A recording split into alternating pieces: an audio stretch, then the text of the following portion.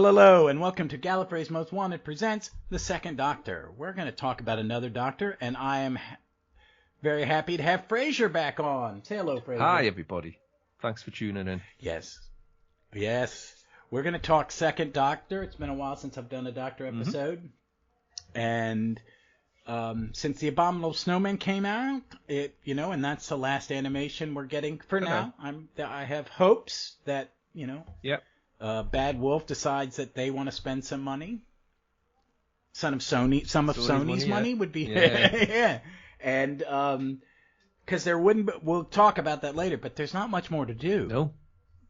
There's not that for the second. You could finish the Second Doctor very quickly. Yeah, there's only there's only one full story, and then everything else is there are two stories that are missing a couple. And that's it.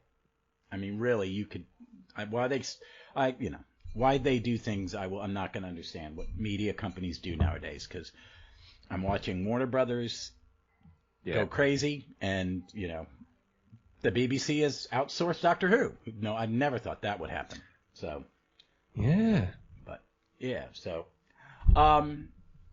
okay, let's ask this. What was the first Second Doctor you saw? Because we have repeats over here all the time of anything, and we got it on PBS. When was the first time you saw a Second Doctor? So the first Second Doctor story I saw would have been The Mind Robber, and that would be when it was repeated on BBC. I think it was 1992. See, the 92 or 93, the BBC showed one story for each of the 7 Doctors leading up, I think, to the 30th anniversary. So you had the Time Meddler for the first Doctor, Mind Robber for the second. I think it was the Sea Devils for the third, Genesis of the Daleks for the fourth, Caves of Androzani for the fifth, Revelation of the Daleks for the sixth, then Battlefield for the seventh. That was my very first Second Doctor story was the Mind Robber. And what I want to go in on, because that is... I know. That's one of my favorites. Yeah. Oh, yeah. That's one of my... It's a classic. Yeah. It is. It's... Yeah. It's... You watch it when you're... Well, I would have been 12 or 13 at the time, and you watch it and you just, appreciate it for being, what it is, just an out there tale of, what the show can do. We can go anywhere. We can go anywhere in time and space. So let's go to a place where, someone's imagination comes to life, and you have Gulliver and Punzel and Minotaurs, all the rest of it. That's just a classic example of pushing the format of the show.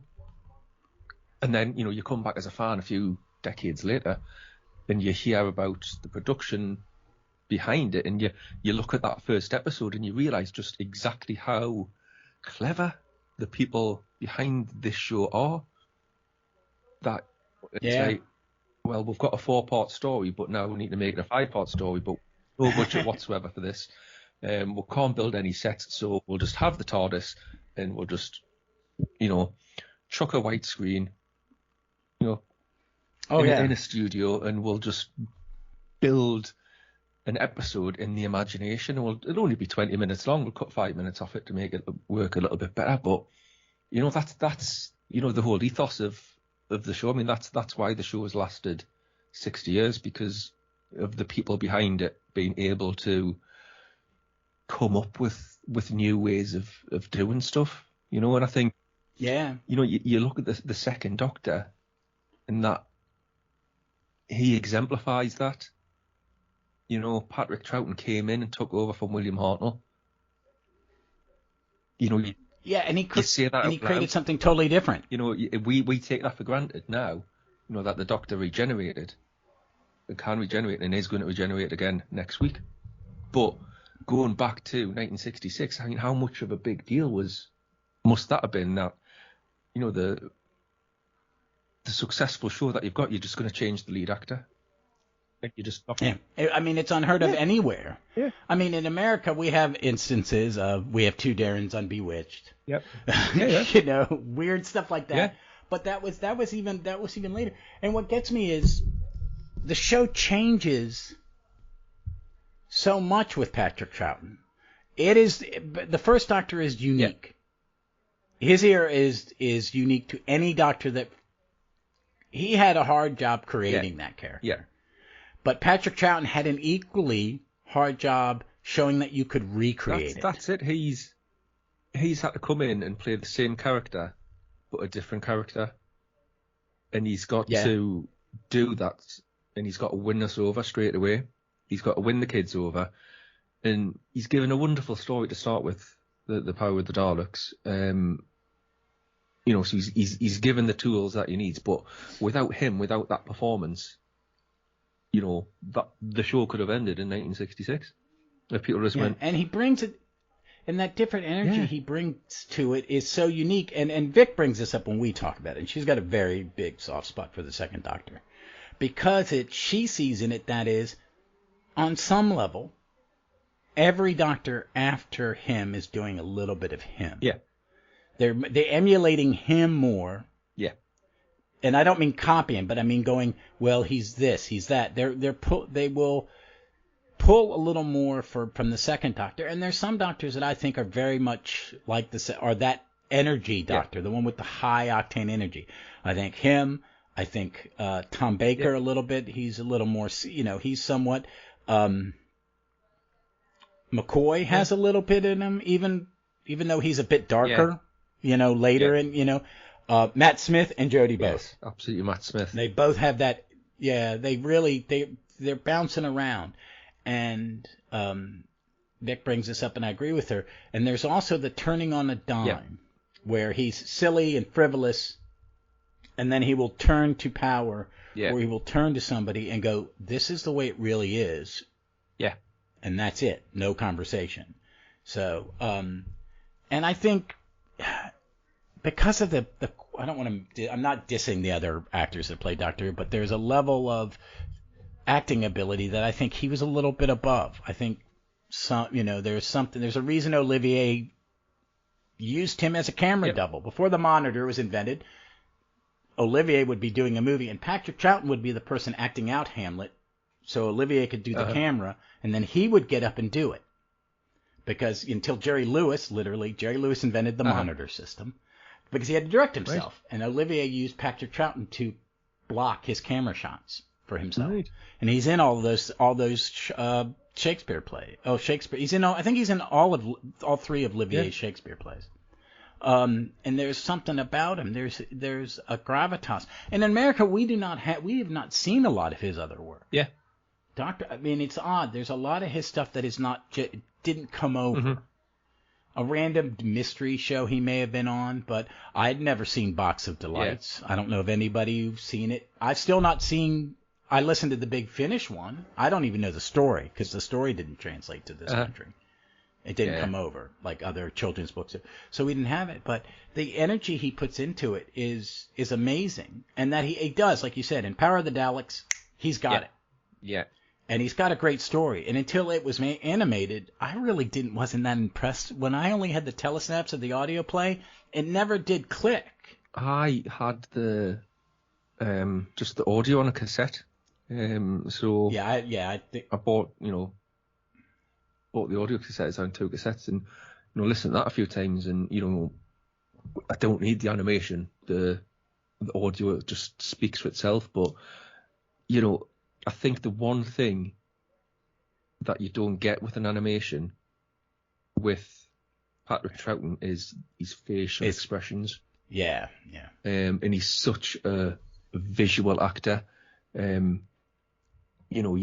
faces that he can pull just convey so much emotion and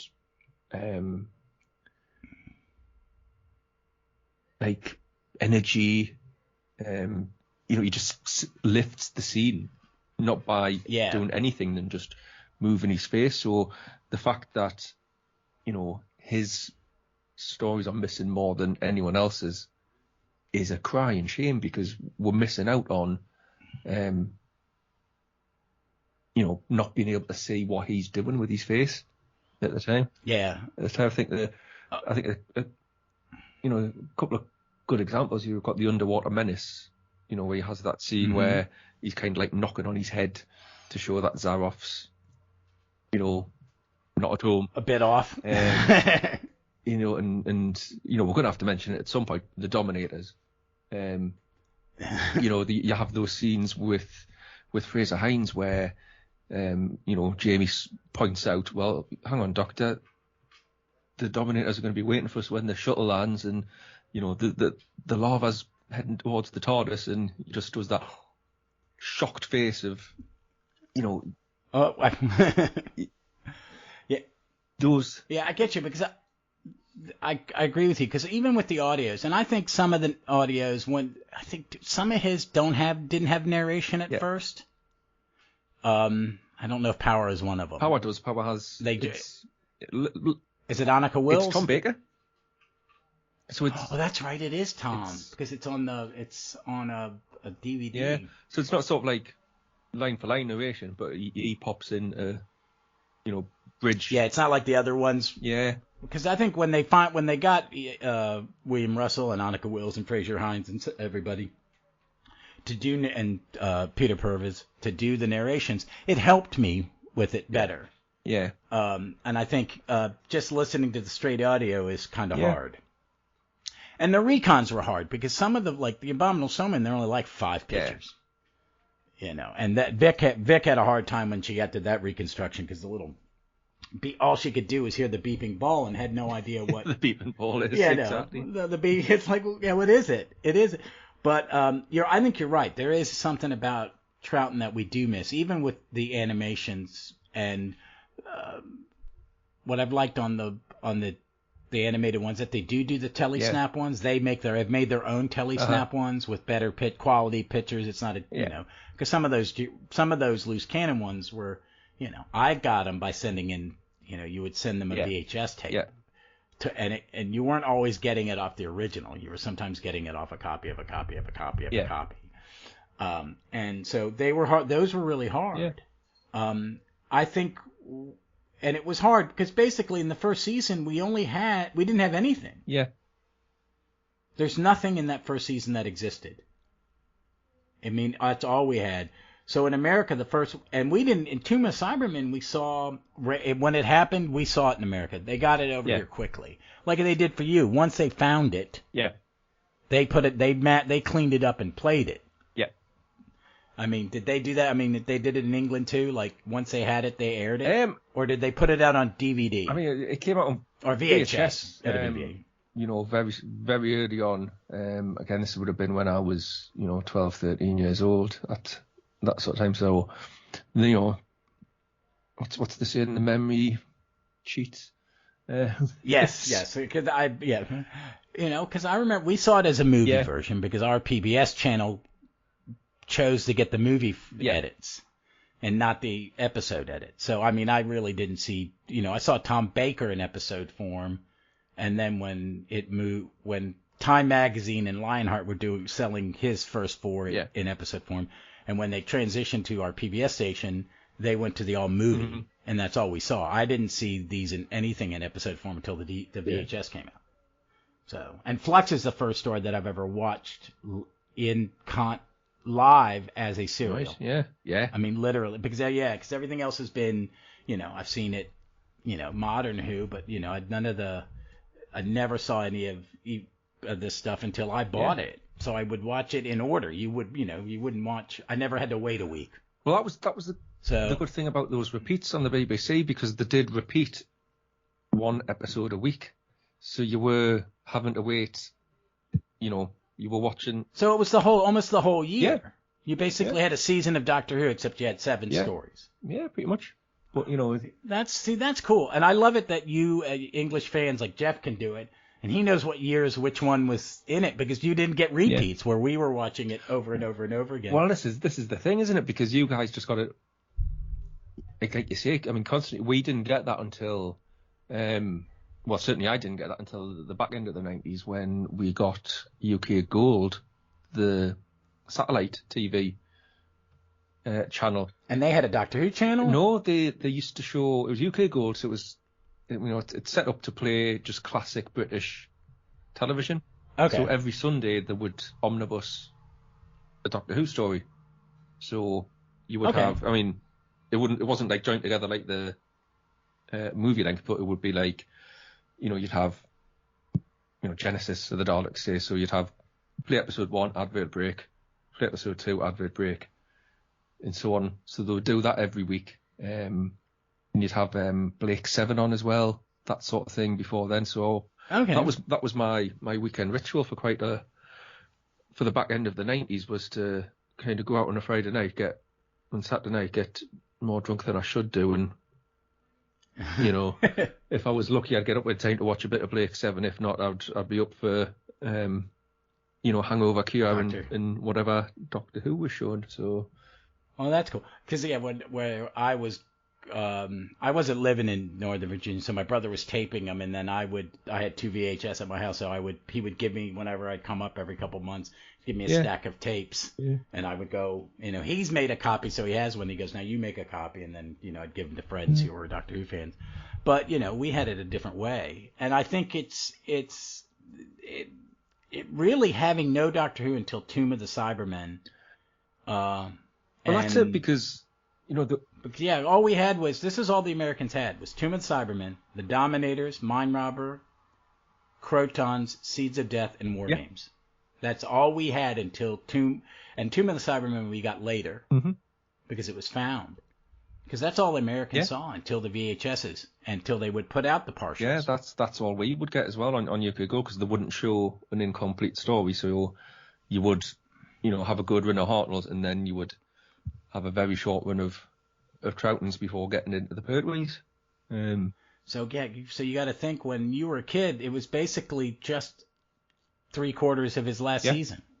Yep. So yeah, I did love that when the VHS started coming out, like with some of them, like Ice Warriors, they put telesnaps in on its VHS. No, but then it wasn't until they animated the DVDs, I guess, where the other ones came. Yeah. They did the Invasion. With two, that was on VHS. That had animation on VHS, didn't it? Oh, was it animation or was it reconstruction? I can't remember. It was recon. No, because it did have a VHS and it was a recon. I think you're right. I gave up. I gave all my VHS ended up in a charity shop recently. My VHS are still up in the loft. Because I was voracious for VHS when I was growing up. Everyone else that did Target novelizations, well, I went straight to VHS, and that was my in and my the repeats in the VHS. I had a linen closet full of Star Trek and Doctor Who and 80s horror, 80s sci-fi movies in one of my apartments.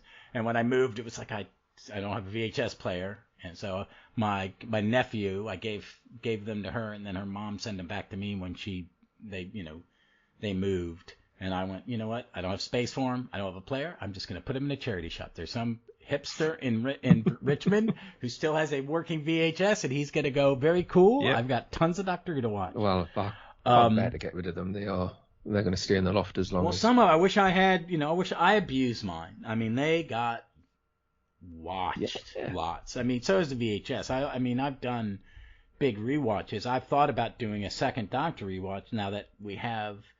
You can watch everything in some form or another. This is the beautiful thing now, because for all that I'm saying that, animations are robbing us of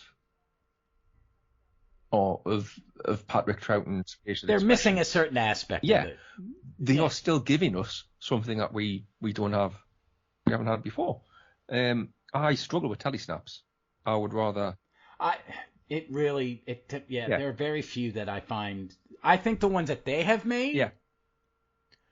are so much better that they are more watchable. I think I'm better with the audio. I think I'm just better kind of closing my eyes and letting... I've come to that because I listened to Big Finish a lot. That helped. Yeah.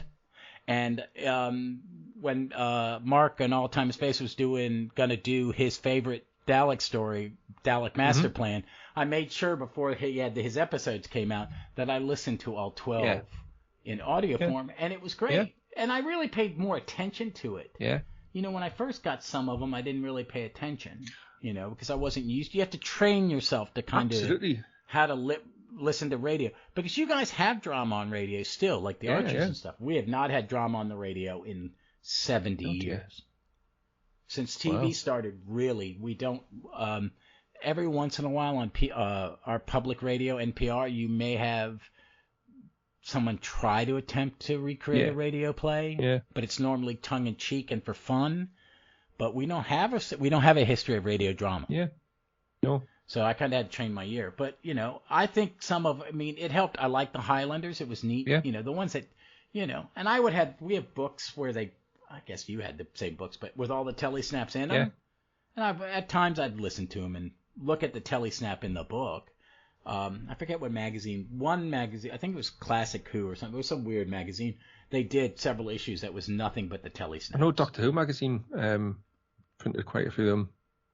That may be what I'm thinking. It's specials or something. I think he used to do just like an episode of an issue for a little while, and you just have like a caption next to it telling you what was going on in that scene. But it's and we're in a very strange place now with animations because the funding's been pulled by BBC America, and it's a bit.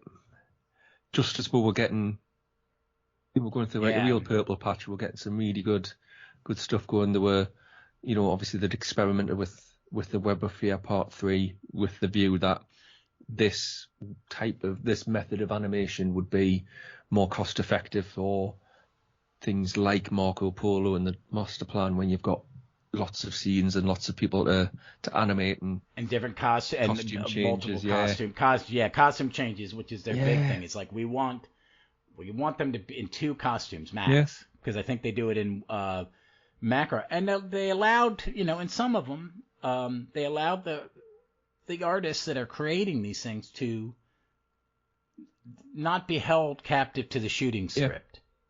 If they had the shooting script, see, that's, I think some of it is they didn't have the shooting scripts, and they're having to take it they're probably sitting there watching telesnaps, you know what I mean? Yeah. Going, what's going on? Okay. But yeah, and I don't know why BBC America pulled. I think it may have been they weren't comfortable because they are separate, but part of, they're an American company that is just in partnership with the BBC. Is they may have seen some writing on the wall to BBC funding. It's like, well, we're not going to pay for it if you're not going to pay the same amount or whatever. They were, because BBC had to be contributing and Big Finish was contributing. Yeah. I think they had a model down. I will say that I was not real. The Web of Fear animation did not thrill me a lot. But I understood it was an experiment and that they showed you what they were doing. It's like, okay, in a year or two, you could get that down. That's it. It's or don't have your camera guys be the actors. Hire somebody. Obviously it's an experiment, like you said. It's the first run out. They're not going to be achieving perfection the very first time they do it. And it makes it like the perfect one to do it. You just got to animate one episode. One episode, yeah. You're not doing that. Like with Faceless Ones and others, where you have multiple existing episodes, but you're still going to animate everything. Because what's left to animate? What we've got left from? Okay, I have this in my head. All 4 episodes of Highlanders, 2 episodes of Underwater Menace. Okay, Moonbase has been animated. Moonbase has been done. And Macro 1, okay. Been done. Macro 1 complete. Faceless 1 complete. Evil Ed Dax complete. Abominable Snowman complete. 2 episodes of Ice Warriors has already been done. Web of Fear, you're done. All Fear and Defeat. 2 episodes are missing from Wheel of Space, or 3? 4, I want to say 4. It's a 6-parter, isn't it? 4. There's 2 existing and there are 4 missing. That's what it was. Okay.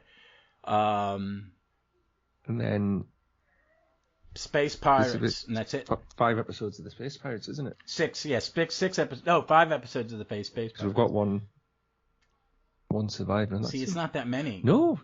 It's not that many. And I think you could live with the Underwater Menace telesnaps.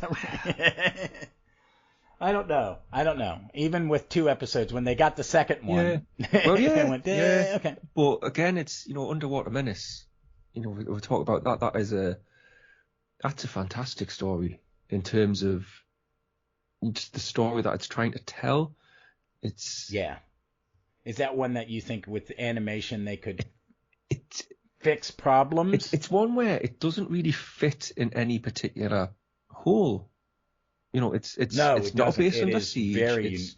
It's not quite a futuristic tale because it's set in the modern day. It's not a historical because it's set in this the science element going on. So it doesn't really fit in any sort of pigeonhole. But I think the episodes that we've got, I mean, especially episode 3, if episode 3 was missing, you would just have this 2-minute chunk of Dudley Simpson music when they're doing the fish ballet.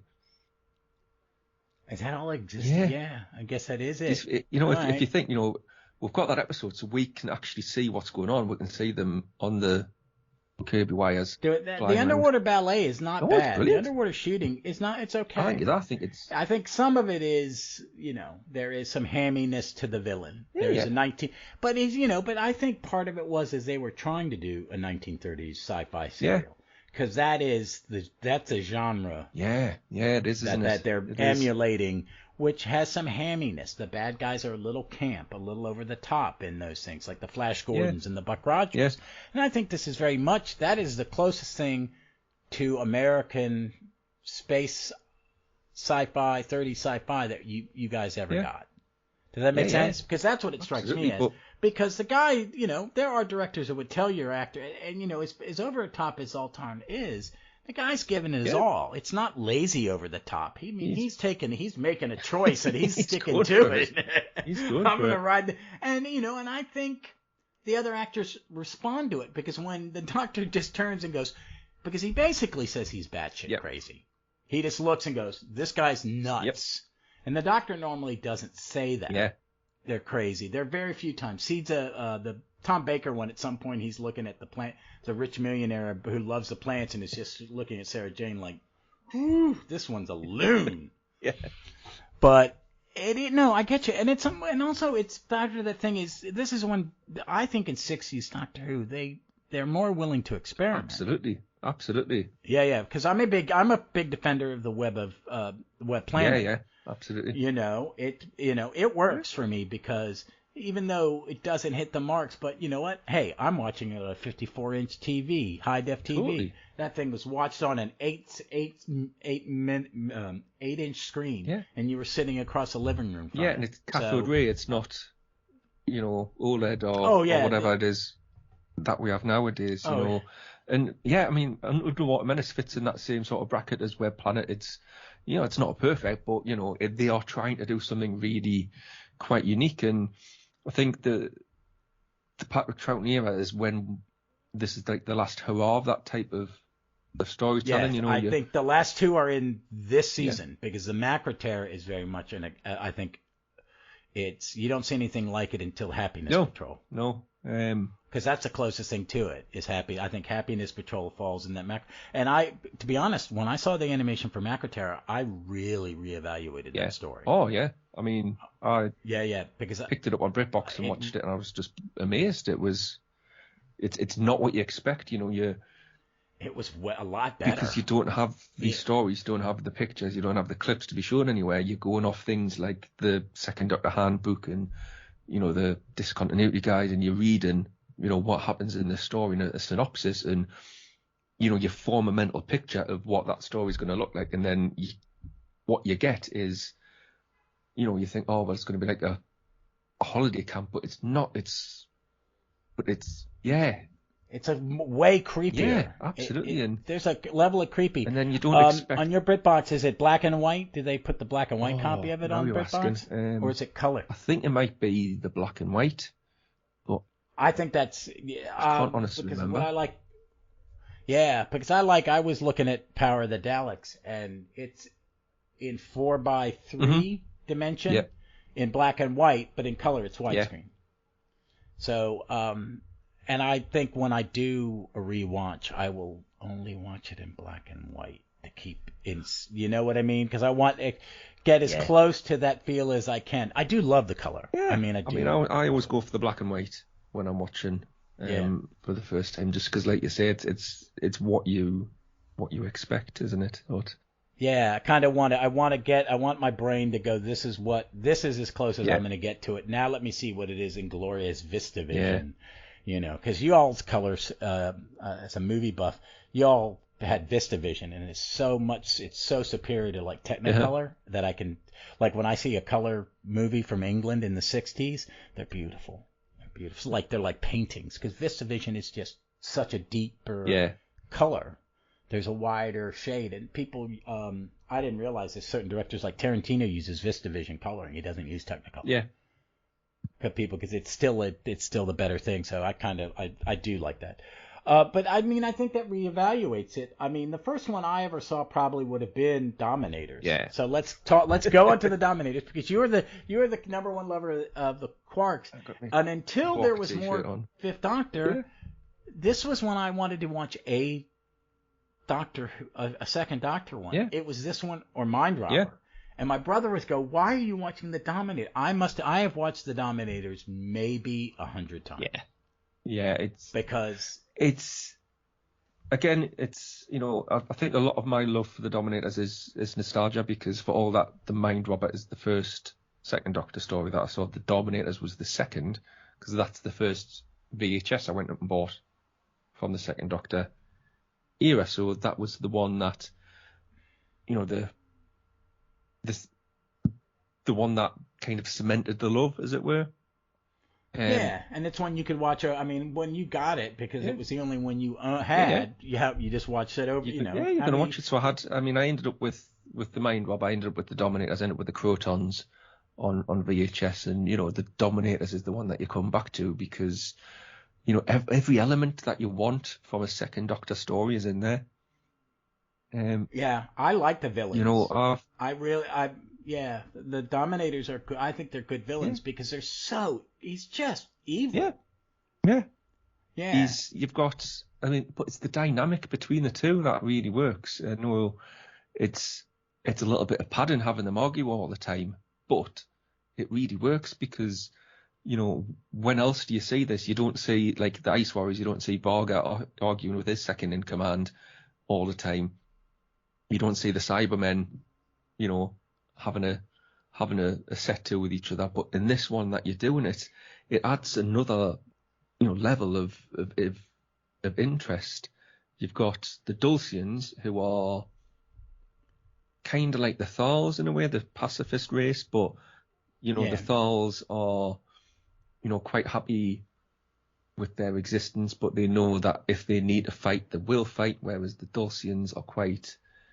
Well, they don't know. They don't believe that there's anything in space other than themselves. They're very hubris. Introspective. It is. It's like we're the only ones there. It's very much and I think what I like about it is that the head dominator is pure fascist.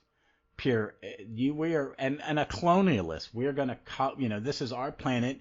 These other races are inferior. It doesn't matter what they mean. Where the other one is like, we're just a peaceful people. Why would you do it? It's like, because that's what people do, and they have to, Sully has to kind of educate his, because he's the only one with an imagination. Yeah. And he has to kind of bring it up. And that's why I think I liked it, because I like the baddies, and I like what you're saying, the conversation where the lieutenant's like, why are we doing this? It makes no sense to him. Why don't we just... But I mean, they both want to destroy them all, but it's, how we go about conquering this planet and who gets credit for it. Yeah, there's that lovely scene with the Dulcians where they're having a committee meeting, and the Secretary of State for Emergencies comes in and he says, right, basically guys, we've got three options. We either fight them, we'll run away, or we'll do nothing. And they're like, well, we can't fight them, can't run away, so we'll do nothing. And it's just because it was written. Mervyn Haseman and Henry Lincoln kind of wrote it as a attack against hippie movement at the time, saying, well, if this is what you're going to be like, invaders will invade and you won't be able to defeat them, and that sort of thing. And it doesn't really work as an attack for me. It works as more of a it shines a spotlight, but it doesn't really working as much as like an attack, if that makes sense. No, it doesn't. No, it does, because I'm a little older than you, and I kind of remember. And I grew up in a military family. My father was, fought in a couple wars. And that people say the doctor's a pacifist. Yeah. But he's not. A pacifist is inactive. Pacifism means you do nothing, even to protect yourself. Yeah. It's more like, our state of Pennsylvania was founded by Quakers. Yeah. There's a Quaker house about 4 blocks from my house. If I walk into another part of my neighborhood, it's a little Quaker house right on the corner somewhere. And it means absolutely nothing. I mean, you do nothing. And I think you're right, because we had some of the same stuff they did. They did it in Star Trek and stuff. That where you see these people and where it's Kirk's like going, I'm not going to fight for you. If you're unwilling to fight for yourself, why would I fight for you? Yeah. And I think you're right that it is this thing of you have to stand up to evil. You don't just sit and do nothing. And they and they do it in a very basic way, because when they're writing for children and the families, you know what I mean? I think it works on that level. I think it really does work on that level, because Sully's like I said, he's the only one with any imagination. And he sees it. And I mean, he convinces the younger scientists eventually, the ones that are trapped on the island, and even the older one, because they're seeing it. They have to witness the violence. A lot of it's sort of like logical and scientific, and they think that they are superior to everyone else. But when it comes down to it, yes, for all your superiority in terms of intellect, all it takes is 2 guys and a bunch of robots to land on your planet, and you're really going to struggle. So they do kind of need that, the doctor there, but the doctor it's like you say, it's not like, I'm going to fight for you, you just sit over there. He is, you've got to get involved. You've got to come and, play your part. It's not just Arm and Jamie with them grenades to go off and destroy the corpse. Yeah. It's Cully as well. Because he goes and talks to him. Yeah. There's that whole episode, like in the middle of it, he goes, what are you going to do? And he is just shocked and dismayed by that. You're not going to fight for yourself? Well, I think it's one that gets teased and made fun of, because I think I don't want to say found superior. We have found the perceived wisdom of some of the other stories has changed, because we've gotten it animated, or we've they found a couple. Remember, because I remember there was a huge shift in kind of how people evaluated the Second Doctor when Web of Fear and Enemy of the World were found. There was a huge shift. Wait a minute, Enemy of the World, we made fun of this for years as something silly, and it's amazing. And I think Web of Fear, I think some people find it a little. I love it, but I see people that review it and think it's a little padded. I'm like, it's a 6-part Doctor Who. Of course they're going to go down the same tunnel 3 or 4 times. That's the nature of the beast. They've done that in, I joke about that in Genesis of the Daleks. The middle 4 episodes, they're just crisscrossing the battlefield underground, avoiding clamshells. Yeah, but what you've got with Web of Fear is you've got atmosphere. You've got it is a beautiful. You've got action. You've got Dougie Camfield directing, so that puts it up a little bit a notch as well. So it's Web of Fear and Enemy of the World come in season 5, where we've got basically, and this is the criticism that's levelled at this season, isn't it? That it's always just a base under siege. There are a lot of Monster of the Week. I call this the Monster of the Week season, and it kind of is, except for Enemy of the World. Yeah, it's that one in the middle is a political thriller. Yeah, it is. It's a Bond movie. It is, and I think and it's a Bond movie for 4 episodes, and then it's high science fiction for 2 at the end, and it's a good transition. Yeah.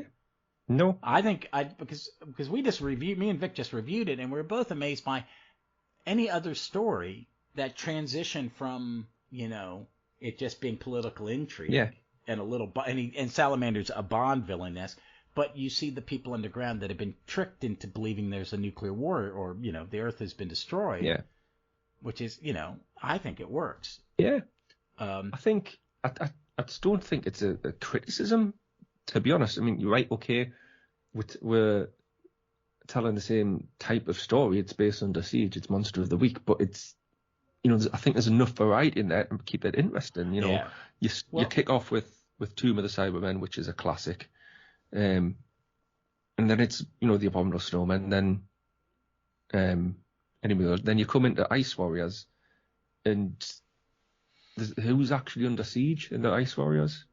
There's bases, but no one's actually doing much attacking. It's the Ice Warriors want to free their spaceship and leave, and the others are trying to stop the glacier with the device. Yeah. I mean, it's just two people who have different end motives. Yeah. That are in conflict. Yeah, no, it is less a Bates Under Siege. What I think about it is it Monster of the Week in a way? Yes, we have a lot of new monsters, but they're very different. Tomb of the Cybermen on an alien planet, Cybermen on their home planet. Like you said, it's a classic. Then you're in Tibet. Yeah. So it's a quasi-historical, and I like the quasi-historicals. And then it's high science fiction, then it's political intrigue, then it is, I'm going to say this, it's basically Web of Fear is a Quatermass story in some way. Yeah.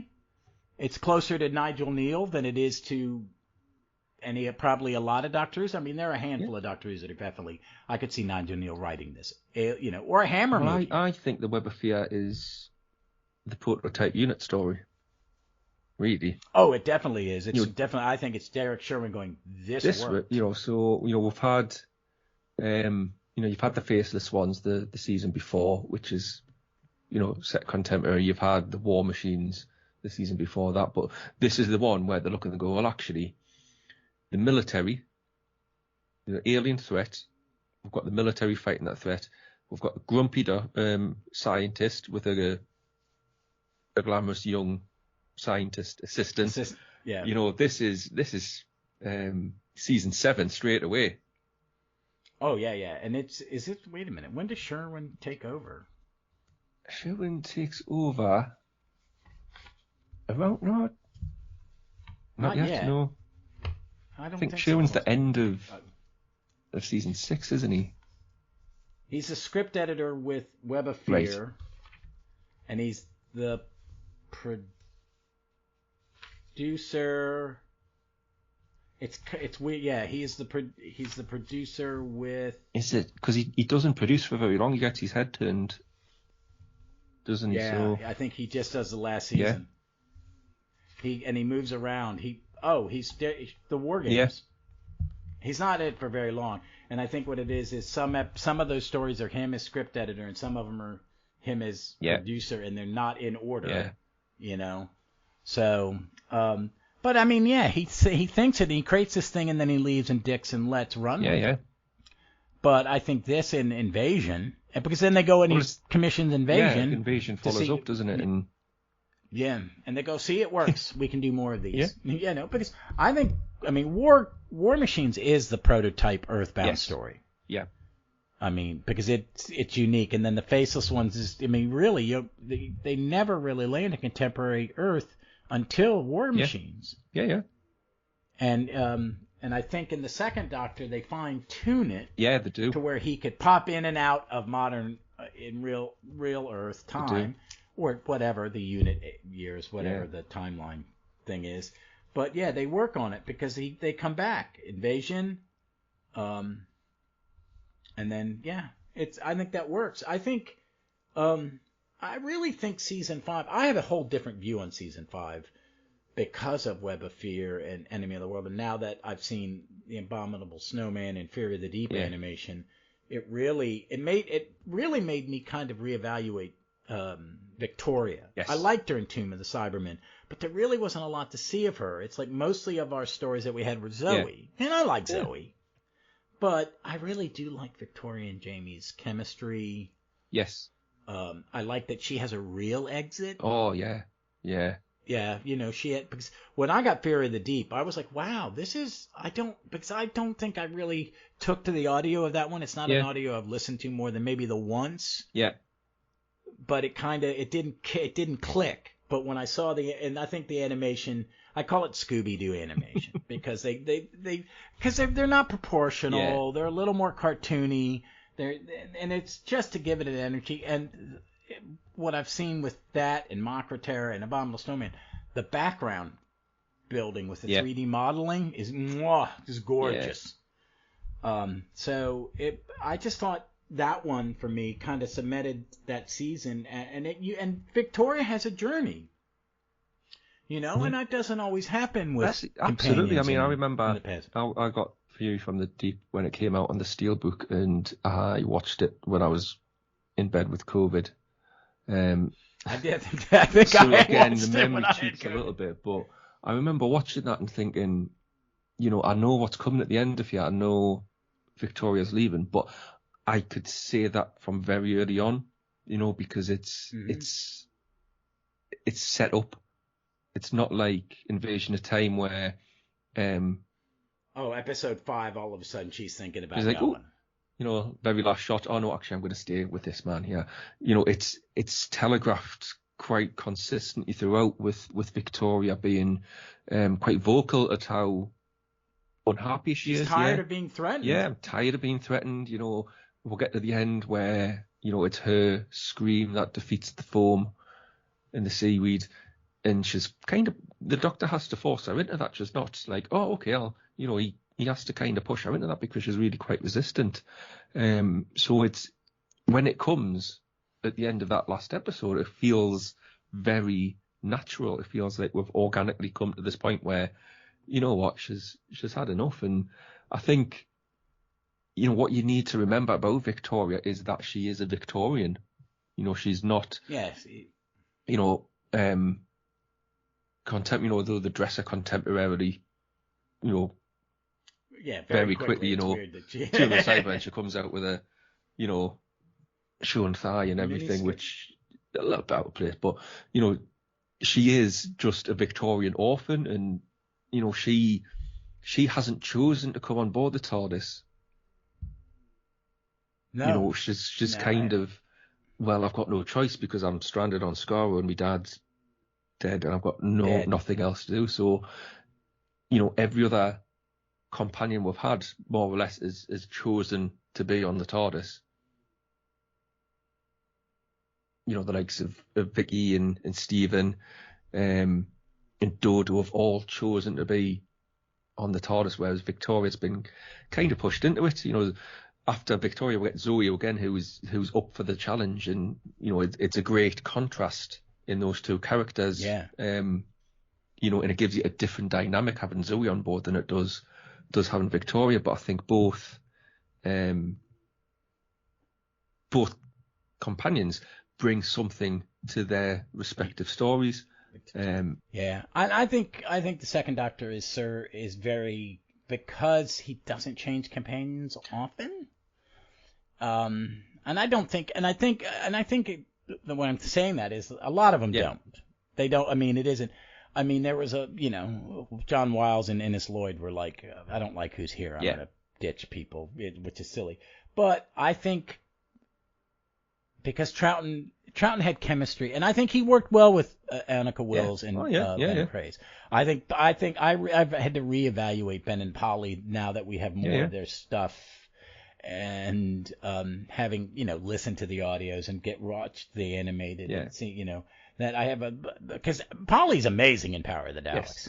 Yes. She's amazing. She's and I think having Frazer Hines and Deborah Watling and Wendy Padbury with him really, because of the consistency that you had. One, Jamie, all but one story. He has his best friend. It's kind of like that Sarah Jane or Donna.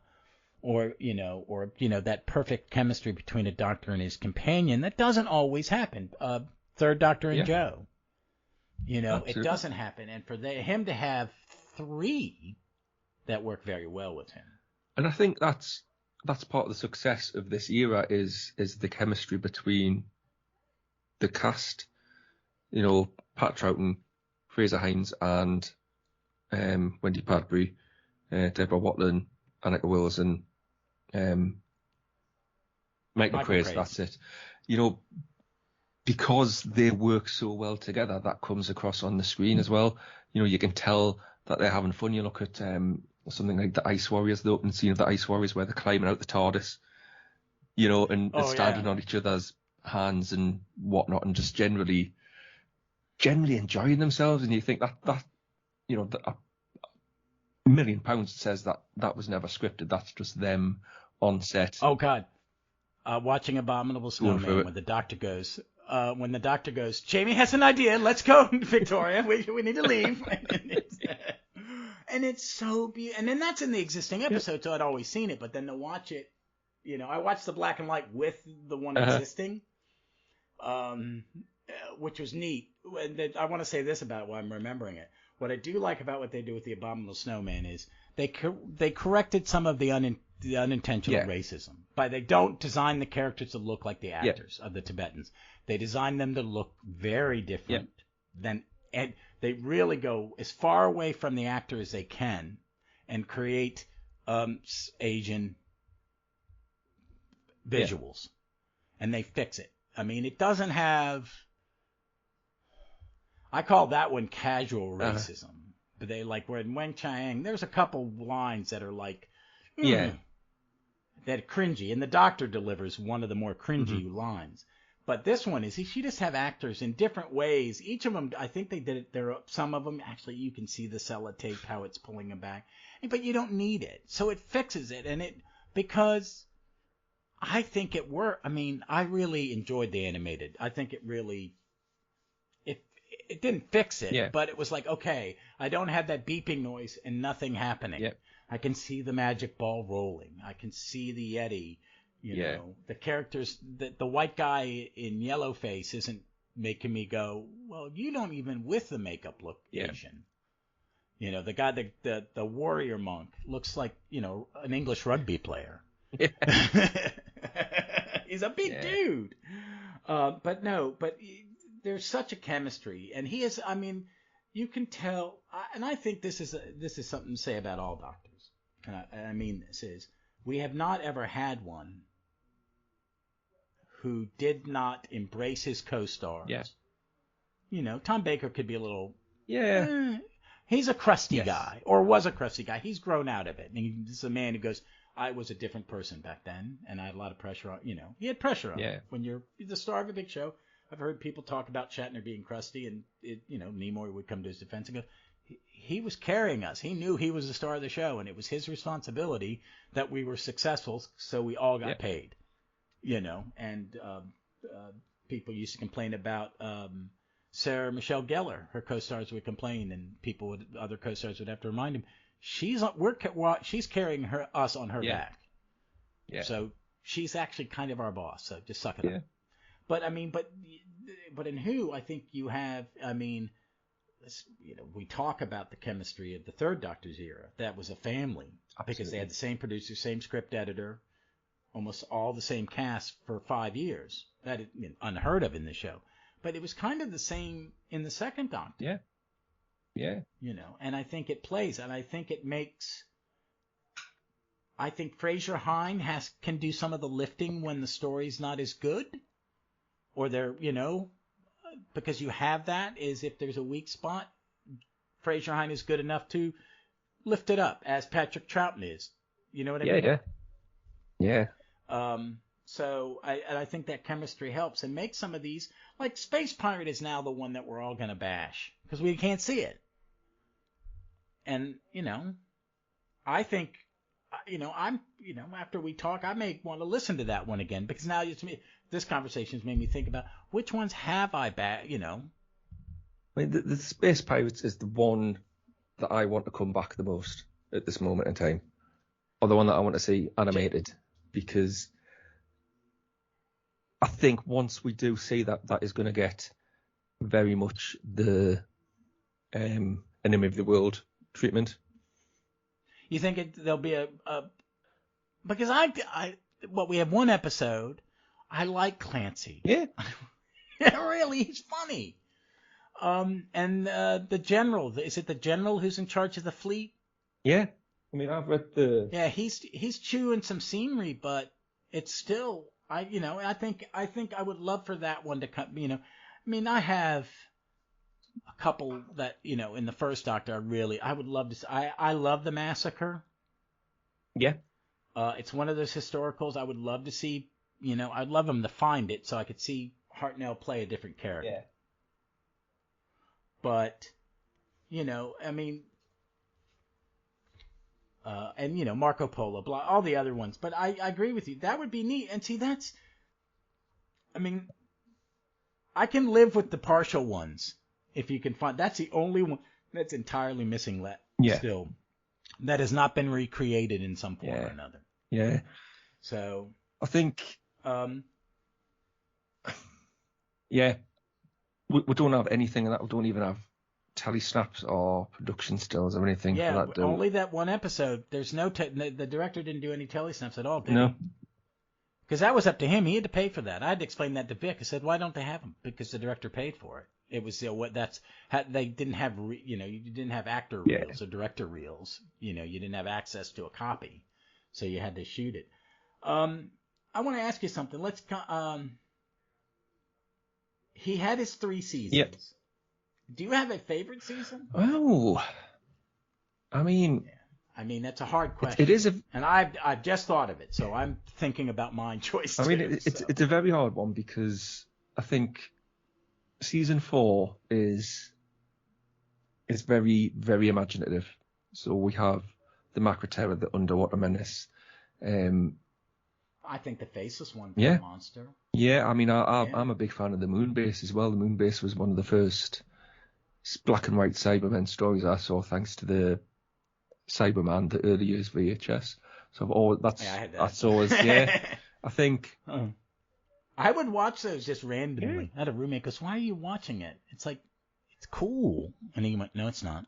But we don't have a lot of that, so you go into season. No, I like that design. That's my favorite. That's one of my favorite Cybermen designs because the 70s one.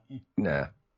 Yeah. I'm not as big a fan. I do like the more simplistic versions. I mean, you go into season 5, and like we said, it is a little bit formulaic, but not to this distraction of anything. And I really do like Victoria as a companion. Season 6, I think, that's where most of the stories that we can watch as nature intended live. But I think you get to season 6, and this is where the wheels are starting to fall off the show a little bit. They don't really know. They can't keep it. They can't keep it up. They can't keep the pace. Yeah. You get. You're an actor saying you have to give. I can't do. I think this. It's too much. You look at season 5 and you think, well, why have they made so many stories exactly the same? So, well, because they're very good at it, and it was very cost effective just to have one monster for 6 weeks, one set sets for 6 weeks, strike them, build some new ones. It saves a bit of money in that respect. You get into season 6 and the production's starting to unravel a little bit as well. You're going into sort of 8-part stories. You're going into 10-part stories. There's a lot of Yeah, it's there. Season 4, counting the 2 Hartnells, is 8, 18, 30. It's like they're 40 and 50 episodes. Yeah. They're over 40 episodes a season. That's a lot, man. That's a lot, And I think you get to the end of season 6 and you're kind of running on the charisma of the cast. So there are 6 parters in a row. Yeah. So Pat and Wendy and Frazer are having to do a lot of heavy lifting, which they do. It's part of a lot of the magic of this era is down to those 3. But they are being asked to do a hell of a lot, and it takes a massive toll out of them to the point where, they stop appearing as much in stories. You get to the Space Pirates, they don't, the last episode of the Space Pirates, they only appear in pre-filmed inserts. You go to... Is that they go on vacation? It's like me and Vic call it going to Mallorca. It's like, oh, I'm going to get knocked out in episode 3, do a film insert, go on vacation, and come back. I mean, during the Hartnell era, the first season, it was 52 episodes, isn't it? It's every week. Seeds of Death. Seeds of Death is a really good example where you don't see the Doctor or the TARDIS crew for about 10 minutes. In that first episode, they don't come in until about 10 minutes in, and then you have Pat Troughton takes episode 4 off, so he's knocked out. So yeah. The problem is the plot stops at that point. You can't really move the plot forward towards its resolution because you haven't got your Doctor. The difference is Web of Fear, where he's missing in episode 2, but you can still, it doesn't affect the story because you have that different dynamic. You have Victoria in that story in Web of Fear, who goes off missing. So you have that whole, well, let's look for Victoria and she's out, and you have a little subplot going on there. With the Seeds of Death, there's nothing to stop Zoe from picking up that slack. There's nothing to stop Zoe from being that Doctor character and say, well, he's knocked out, but I can, investigate these seeds and, try and see what defeats them and that sort of thing. But that's, an example of how I feel like that season is kind of starting to stagger towards a finish. But, it does finish really strongly. You come to War Games. The War Games is just phenomenal, phenomenally good. The first time I saw War Games, they were shown 2 Saturdays in a row. Yeah. At 11 o'clock at night. So, and I think I was living in DC one time, and I was working in a record store, and I closed on Saturdays, which was like, because we sold pipes and bongs. It was the 80s, so we were open late. Right next door, and we were not that far from a country western bar and a steakhouse. So it was like an army base and stuff like that. So people were coming in, and I would get home late. I would get home about 11 or 12, and my roommates would be partying a little bit. They go, I was like, man, do you mind watching Doctor Who? He's like, I'm either go to bed. I'm a little high, whatever. Oh, watch Doctor Who. And it was hard to judge it. Yeah. Because one, the way they edited it, when they clip 2 episodes together, there's a certain point in it where the end of one episode is reshot as the beginning of another episode, and they didn't cut it out. They didn't cut one of them out. So they did the scene, and then they did the scene, just shot differently. I'm like going, am I having a stroke? What the hell? And it's because they were late. They were just kind of gluing stuff together, cutting the credits off and gluing it together. But then I got it on VHS, and I watched it, and I don't think I think I have sat and watched it in one sitting. It's a lot. Yeah. It's a lot, but I think it's a great story. And I think if it's one of those ones where I really understood, this probably works great one week to another. Yeah. It doesn't matter that it's 10. And I think after listening to the Dalek Master Plan, the same thing is, if I'm watching this in the way it was intended to be viewed, with a 7-day break between each episode, to where I'm going to forget a little bit of it. Yep. Because, it's like reading, in a comic book, it's been a month. They'll put a little recap at the beginning of a comic. You kind of, it became kind of big on American TV that was serialized previously. And then they would show you, they'd have to remind you. Yeah. Especially if there was a break. Yeah. But I think it works. I think the Second Doctor era sticks the landing hard. I think some finales are. I think First Doctor stories tend to be really good. There's only one that I think is painful. But there are endings. I do not like the last David Tennant episode. I'm a Matt Smith fan. Yep. I like his finale, but I think there's so many better stories in his era than his finale. Yeah, I don't. I don't think Capaldi sticks the landing, because as much as I kind of enjoy the 2 Doctor story, Twice Upon a Time, I think the other story before it is a better ending. It is. It's such a better ending. I think you're absolutely right there. And I think I watched Partner of the Ways the other day, and Yeah, I've got issues with that one as well. If I'm being honest, I think it's definitely. I really have problems with Tennant's last yeah. one. I quite like Tennant's last one. I think it works because it's a really good example of Russell T Davies pushing us somewhere we don't want to be, and that's that. That part of that stuff with him, Yeah. that I'm good. I have a real flying superpowered master makes me cringe. It's so cringy to me because I'm a comic book person and I would go, don't do that. Yeah. That's comic book. You're not comic book. You're science fiction. He likes the Deus in his Ex Machina. Does RTD? Yeah, he does. He does. But yeah, he does. I think, But I do like the bitter. I like a doctor not wanting to go. It makes sense. It makes sense. I've not had it before, and it's one of those things that you don't stop and think about until someone makes you stop and think about it. You don't actually. Oh yeah, well, how does the doctor feel about regeneration? You know what I mean? This is the first time the doctor knows.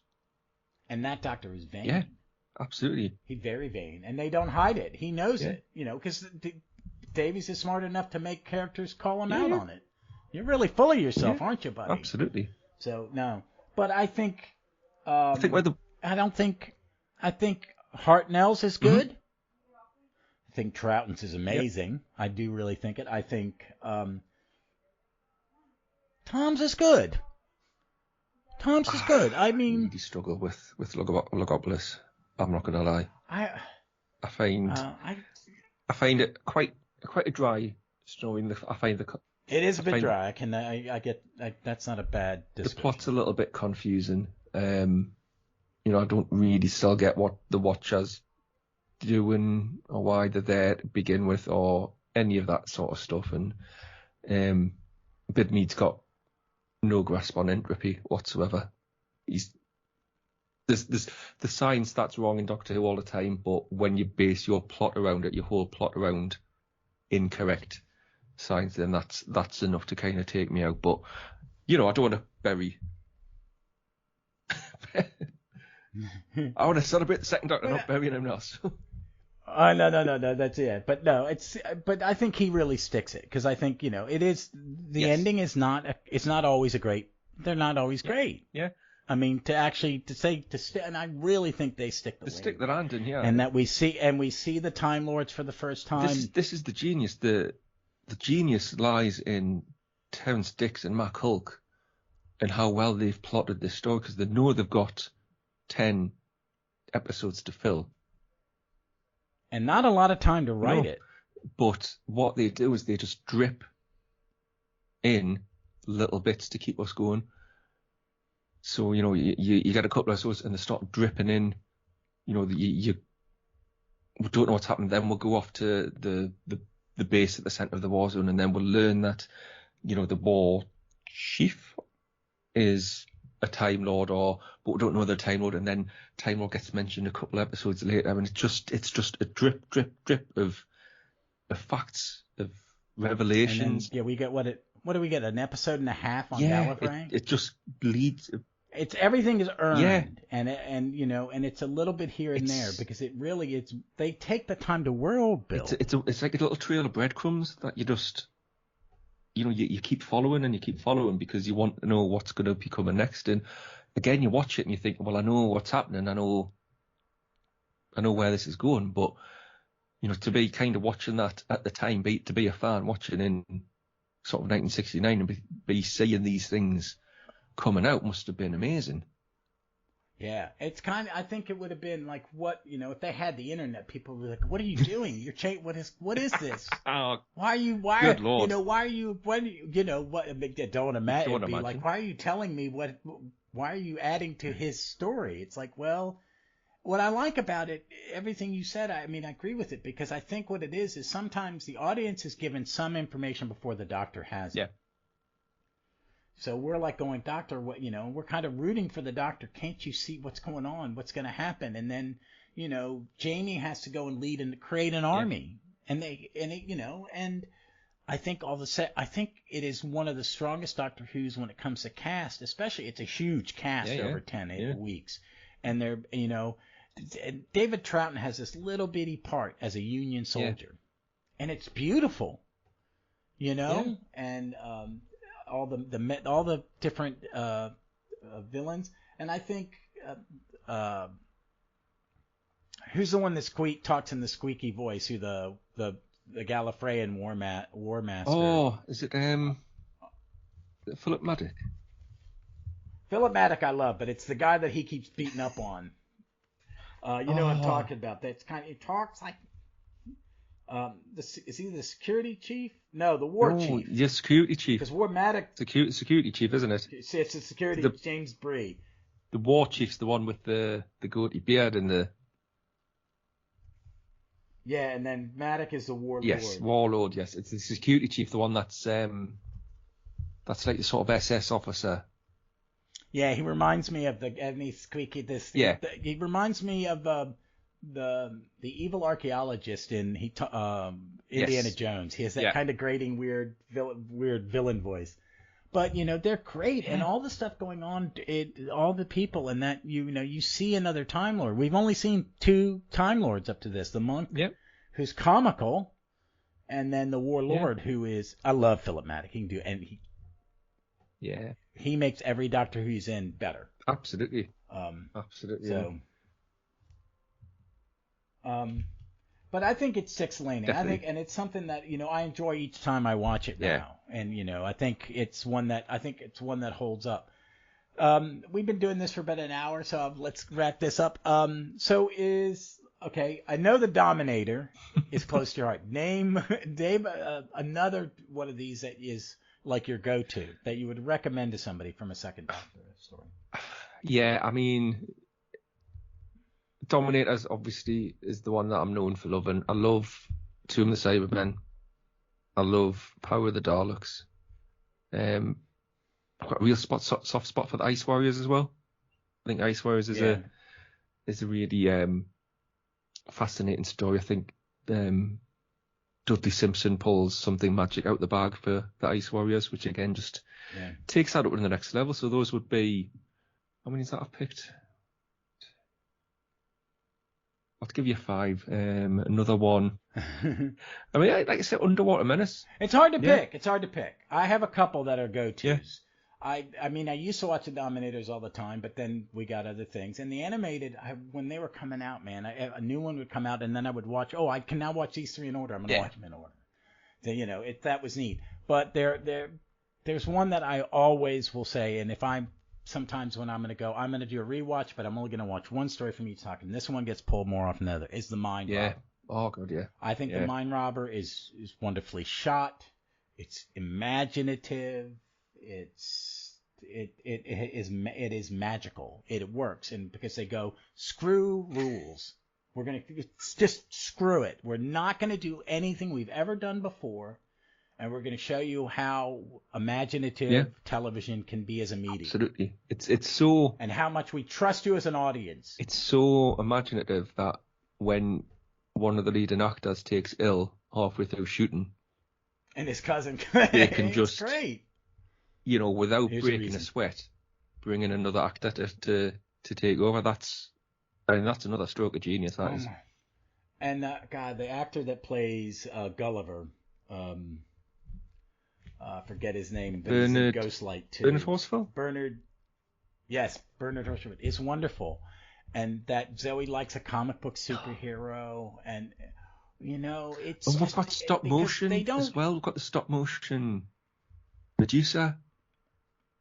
Oh yeah, it's they hold nothing back. I put it like I think there's always like one where I think they try to change up things. In a season, and I think Web Planet, definitely one.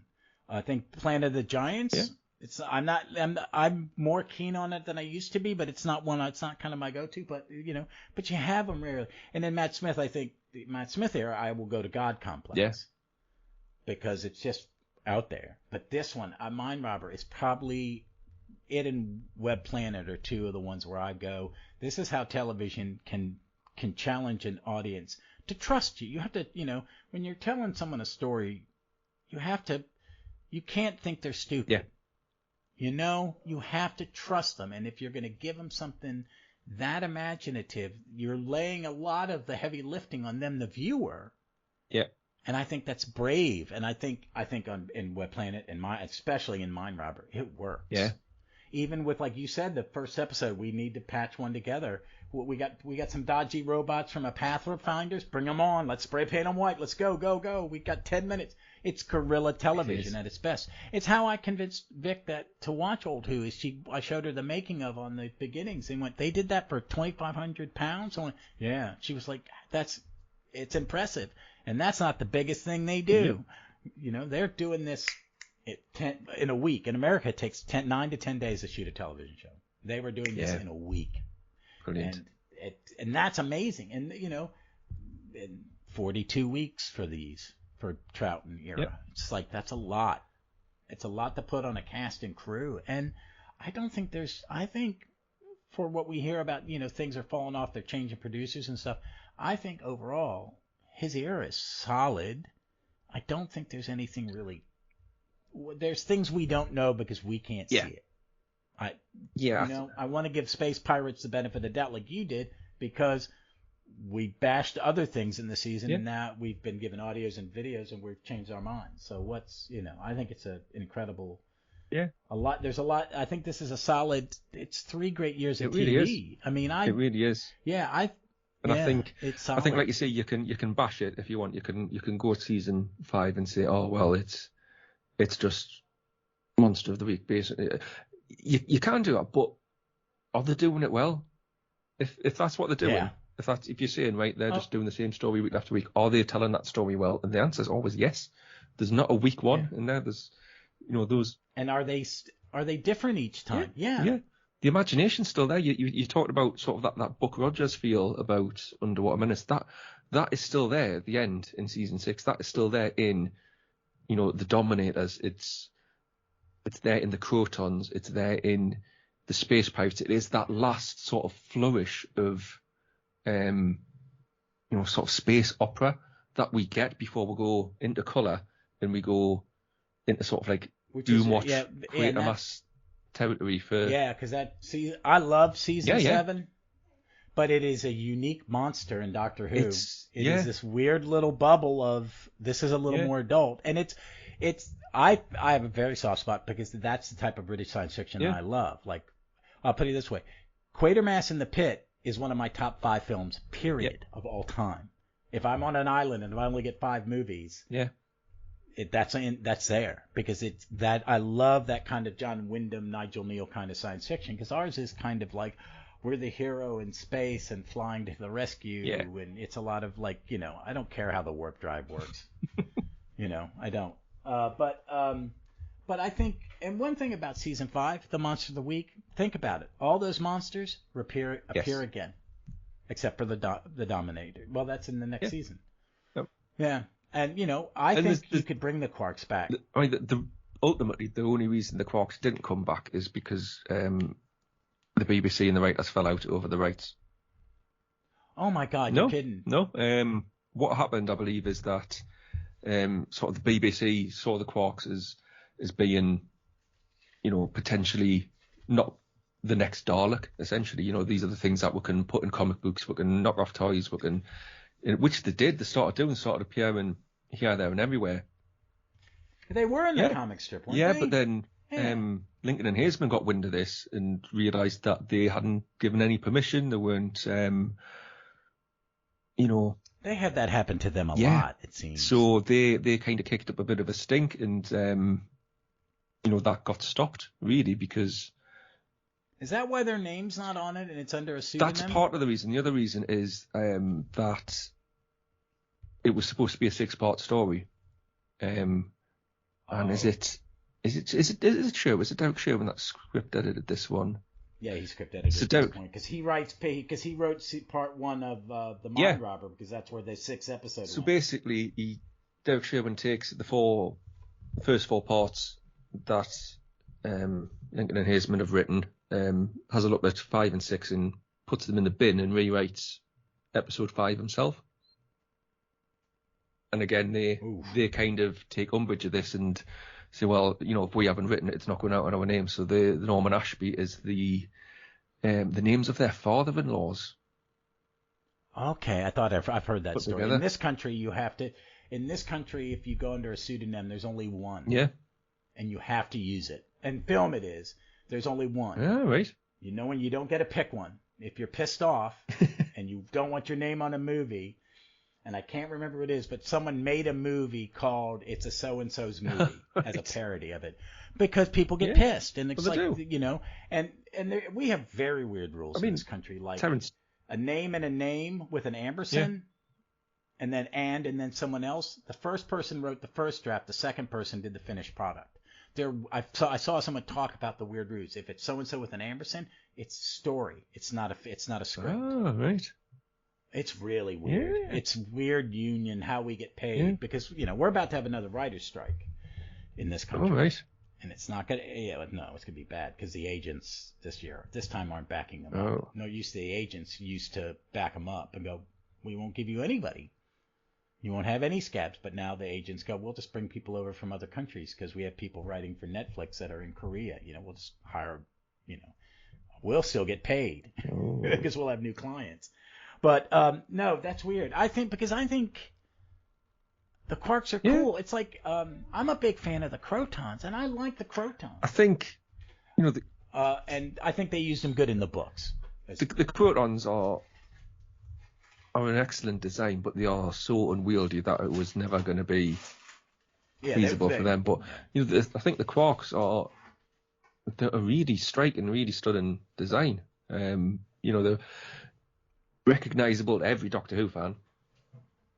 Oh God, instantly. And I think, God. The fact that they were getting pushed onto ice creams and comic books and action cards and whatnot at the time. They could have been a lot more. If these two sides hadn't rubbed each other up the wrong way, then that could have been.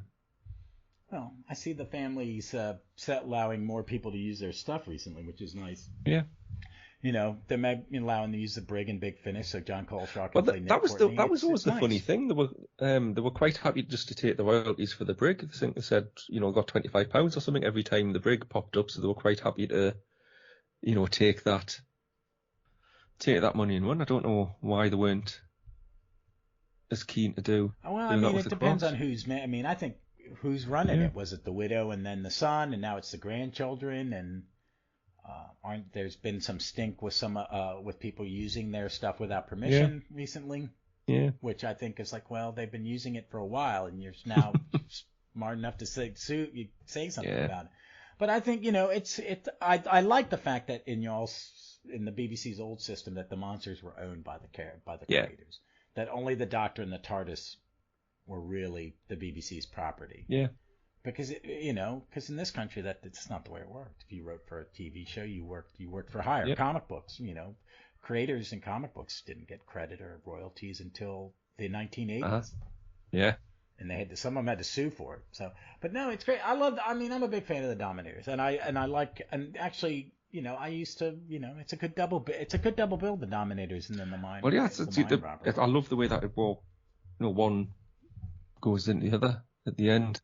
Yeah, and then, it's that season's such a good season, and I really think it starts well. I'm a big fan of the second Doctor. Absolutely. I was kind of looking forward to talking this Doctor because, I haven't, me and Vic, some of the early, we were lucky enough when we did our second episode, we had a Power of the Daleks animated. But then we were like, okay, now it's a lot of reconstructions. Vic just said, I'm not watching them again. I'm reading the novels. So that's what she does. And she's only seen a handful of the animations. Yeah. She came to visit right after COVID. We loosened some COVID restrictions, and we sat in my apartment and had a nice meal, hung out with her and my goddaughter, and we watched like 3 animated in a row. It was a lot of fun. So, and she loves the second Doctor. She really does. He's one of her. Like I say, brought in the second Doctor quite early on, and there's so much to love in this era. There's so many sort of iconic monsters that have come out of it. Like the Yeti, the Ice Warriors, the Cybermen really have, although they appeared in Hartnell's last story. It's really, the Troughton era that's cemented them. Yeah. Because Tomb of Cybermen I think it's nearly flawless, and I think it's the best they're handled. Really, because I think some of the set, it's. I love Wheel in Space. I like the '60s ones. I'm one of those things where Cybermen, I prefer the '60s. Like my Dalek stories, I prefer the '60s. I think there's a big difference between the Cybermen of the '60s and the '80s. We'll ignore the '70s because they're a little bit strange. But the '60s Cybermen are very much like a blunt instrument. You have so they march across the surface of the moon. They've got no sort of personality, but they are just like a unstoppable force that ultimately you do stop. But I think they're a little scarier. Yeah. The Cybermen of the '80s though are very much got personality. So you've got David Banks coming in with the Cyber Leader, and that makes them a lot more interesting. Putting the man back in the Cyberman, as it were. Yeah. So that makes them really interesting. I think where the modern series has lost its way with the Cybermen is forgetting that they are men, that they are people. And they just become sort of generic robots. Moffat tended to use them as the sort of tools of the Master in a finale. Yeah, and I like seeing them on Dacian back because I think they're creepier looking. Yeah. But that was for visual, and I think Bill being turned into one made them scary. Yeah. But they are just puppets of someone else. Exactly. Or they're like an infestation of locusts. Yeah. Like I like the one that said on the amusement park Planet One because I love Warwick Davis's performance. He's so good in it, and he's so acting. Everyone else is over the top a little bit, and he is so restrained. Yeah. As this king. And at the end, when he takes the throne, it's all very subtle, and there's something deep going on where everyone else is way up. I do like Via Diledata because I do like the Cyberman that's half man, half machine. He's terrifying. That's brilliant. That's Chris Chibnall has just absolutely gone to the heart. Here's the body horror. And I'm not going to just infer the body horror. I'm going to show you. And I'm going to take Moffat's turning Bill in and just giving you a half face. And I'm going to give you I think a Cyberman who is got emotions, but is still a Cyberman because that's what he wants to be. He hasn't been converted emotionally. He's just been converted physically, half converted, but he is still a man at heart and a deeply unpleasant one. He just doesn't care. This is what he wants to be doing. I don't know if he's a psychopath. Watch it. Yeah, he is, and he's scary as hell. I think Villa Diodati will be kind of one of those episodes that I can just pop it in and go, this is just it's one of the best episodes of Doctor ever made. Absolutely. It doesn't miss a beat, and it leaves you thinking about something because poor Graham's seeing ghosts, and that we don't know. We're like, what? Wait a minute, what about that? Nope, don't need to know. It's a mystery game. Just enjoy. That. Fan fiction, guys. Go have at it. Enjoy. But I'm looking forward to it. I'm looking forward to this. Will go out after probably Power of the Daleks. I'm trying to get ahead because I don't know what me and Vic are going to do for Power of the Daleks. I don't know how we're going to do it because she can only record really on the weekends, and we will not be able to see it until late your time. I will probably turn Twitter off on my phone because I would suggest that if I cannot find another way to watch it, I have to wait until 8 p.m. our time, and an hour and a half with commercials will turn into 2.5 hours. Oh, good Lord. It's awful, man. It's awful. And they're not simulcasting it. At least last time they simulcast it. This time it's just, there are other ways for me to watch it. Yeah. I have VPN, so there are other ways for me to watch it. But me and her to watch it, I like to talk about it with only one viewing when the new ones come out. I just don't. She's like, well, I want to watch it twice. Well, I kind of want to just get that flavor out, just that first impression, because the joy of being a Doctor Who fan is I'm going to watch it 100 more. I'm going to watch it over and over again and reevaluate it. And we talk about how when we're watching old Who, sometimes what's happening in our real world affects how we interpret something, and it can be. it can ruin it or it can make it more interesting. I'm just excited because I've liked the Chibnall era. I've been very entertained by it. I just, people have their problems with it, and I just don't get it. It's just someone telling you stories in a different fashion. This is the thing. I mean, I think if you wanted us to, I could sit here and I could poke holes in the Chibnall era. I could poke holes in the Moffat era, and I could poke holes in the RTD era. At the same time, I can tell you things I love about the Moffat era, things I love about the RTD era, and things I love about the Chibnall era. There's no one era that is, for me, better than the other. No, they're just it's not different. and that's it. And it's different ways of telling stories, and it's like when you put a value. It's like when you ask me about which is my favourite Second Doctor series. They are all good. Yeah, no, I got you. In their own different way. I can't say that one. That one is terrible. I say that's really good for this reason. That's really good for this reason. That one's really good for this reason. So I can't pick those, mate. I'm sorry. Oh, no, I get you. Because my thing is, I think there are some that I didn't like at one point. Now it's 20 years later, and I rewatch them, and wait a minute, I kind of get this now. It all has to do with your mindset, what's going on in the world around you, why they were writing it. And it's, I just, art isn't a competition, and people want to defend. I'm a Moffat guy, and I really got defensive during the Moffat era because people were bashing it so much. But then I realized when we got to the next, I wasn't on Twitter during RTD. Yeah. And then we got to Chibnall and went, oh, this is just what fans do nowadays. They do it in Star Wars, they do it in Doctor Who, they do it in Marvel, they do it in comics, they do it in politics, they do it in everything. People just, I have an opinion, so it's a fact. No, you have an opinion. Yep. My opinion is better than yours. Yeah, no, and it's not. not.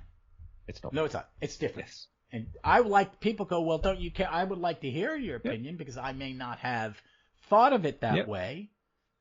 And it may, and I hate to say it, it may not, you're not going to change my mind. You actually might enhance my viewing because I'm going to look at it a different way and go, wow, I didn't see that. I don't agree with it, but I see where you got that point of view. That's interesting to me. It's why when I bring new people on, I want to know their first Doctor Who story because why are you a Doctor Who fan? Or one on my comic podcast, why are you a comic fan? Because that's interesting to me because it's always different. And your gateway Doctor Who is really interesting to me, so people. Americans, it's all Tom Baker. It's kind of dull. Everybody's a Tom Baker. People my age, it's all Tom Baker. So, well, hey man, Frazer, thank you for coming on. Thank you for having us back. Oh no, anytime. I got some ideas for episodes, and I may reach out to you because Cy was supposed to be on with us, but he's not feeling well. Yeah.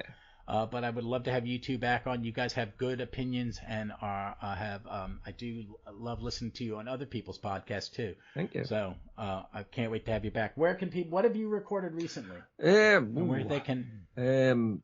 What haven't you recorded on recently? Well, I've done a couple of Hamster with a Blunt Penknife with Cy, which we'll have coming out. Will be coming up soon. You can find us on back issues of Trap 1 and also Doctor Who Literature with Jason Miller. Yeah, I got another one coming up. I forgot. He gave me a bad one. He made me do Android Invasion. Yes. And I enjoyed that one. Oh my God, it was hard. Because I don't like that one. That one is always. It's got a great first episode, and I really get frustrated. It's like, why is the first episode so good and the rest of it so dull as shit? And why are you wasting Harry? Because I love Harry. But no, I forget what the next one I'm doing is. It's a nicer one. It's one I was like, oh, thank God. But yes. But all right, folks, that's it. You can find Frazer. What's your Twitter handle? My Twitter handle is @FelixFrazer. All one word. Frazer spelled with a Z. Okay. And that will send you to many podcasts that he appears on, and it's very entertaining on. And you can find me on here at Gallifrey's MW Pod on Twitter, or at my comic book one every once in a while if you want to check it out. It's you can find me on Twitter at JSA4E. That is JSA, the number 4, the letter E. And that podcast is called Stop, Let's Team Up. But until then, folks, we look forward to seeing you somewhere in time or space.